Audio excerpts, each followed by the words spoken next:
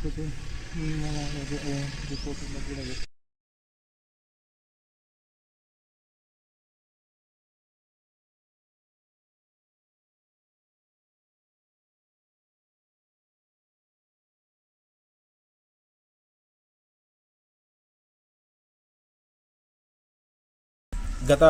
శుక్రవారం నాడు సోన్ గ్రామానికి చెందినటువంటి ఆస్టం ప్రేమ్ సాగర్ తండ్రి ఫకీర్ అతను శుక్రవారం రోజున దుబాయ్లో హత్య గావించబడ్డాడు.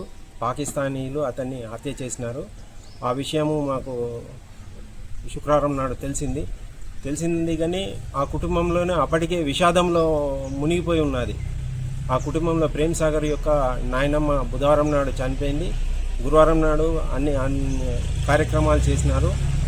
అదే సమయంలో ఆ ప్రేమ్ సాగర్ యొక్క బావ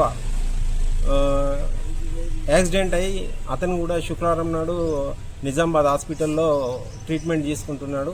బాగా ఆయన కూడా కండిషన్ సీరియస్గా ఉంది. కుటుంబ సభ్యులందరూ ఇక్కడ సోన్లో వదిలిపెట్టేసి నిజామాబాద్లో వాళ్ళ బావను పట్టుకొని ఉన్నారు.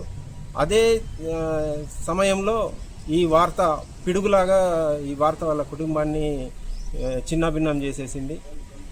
ఆ కుటుంబంలో ఇప్పుడు పెద్ద దిక్కు అయినటువంటి ఈ బాబును కోల్పోవడంతో ఆ కుటుంబం తోయని స్థితిలో ఉంది. అందుకే మేము గ్రామస్తుల సహకారంతో మేము ప్రవాస భారతీయుల కేంద్రానికి సంబంధించినటువంటి స్వదేశ్ పరికపండ్ల గారితో మాట్లాడడం జరిగింది. అతనికి passport, xerox, Aadhaar card, ration card ఇవన్నీ పంపించడం జరిగింది. అతను కూడా దుబాయ్లోని ఎంబాసీతో మాట్లాడడం జరిగింది. త్వరలోనే అక్కడ ఉన్నటువంటి ప్రేమ్ సాగర్ యొక్క భౌతికాయాన్ని ఇక్కడికి సోన్ గ్రామానికి తీసుకువచ్చే ఏర్పాట్లు కూడా మా గ్రామస్తుల తరఫున మేము చేస్తున్నాము.